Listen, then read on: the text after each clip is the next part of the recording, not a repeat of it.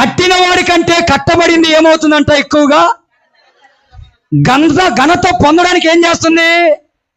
ఈ ఇల్లు ఇక ఆ పార్లరు ఈ పార్లరు చక్కగా దేవుడు ఇట్లా పెడితే ఈ పైకి ఉంటాయి, అవునా కదా? ఈ మధ్య చెవులు కూడా కట్ చేసుకుంటారంట, సగం సగం చెవులు నిండుగా ఉంటలా, ఈడ కుక్క కరిచినట్టుగా ఇట్లా కట్ చేస్తున్నారు. పేపర్ని కట్ చేస్తాం చూడు, చెవుని ఇక్కడేవో గుచ్చుతున్నారు, ఏడా చెవులు కుండాల్సి ఏడకొచ్చినాయి, ఏడకొచ్చేసినాయి, ఈ పేదం లోపల గుచ్చుతున్నారు. ఇక వాళ్ళ ఇష్టం ఎక్కడంటే అక్కడ గుచ్చుకుంటున్నారు. ఎందుకంట ఇది? ఏం తెచ్చుకోవడానికి సమాజంలో? మరి వాక్యం ఏం చెప్తుంది? కట్టబడిన దానికి ఎక్కువ ఘనతనా, కట్టిన వాడికా?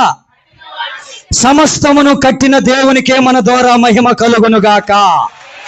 ఈ శరీరమును, ఈ కళ్ళు, నోరు, చెవులు, చేతులు సమస్తమును సృష్టించి సమస్తమును నిర్మించి మనకు ఒక మహిమను ఇవ్వడానికే దేవుడు చేస్తే, మనము ఆయనకి మహింపరుస్తుండగా మనల్ని దేవుడు మహింపరుస్తాడు, మనము ఆయన కనపరుస్తుండగా ఆయన మనల్ని కనపరుస్తాడు.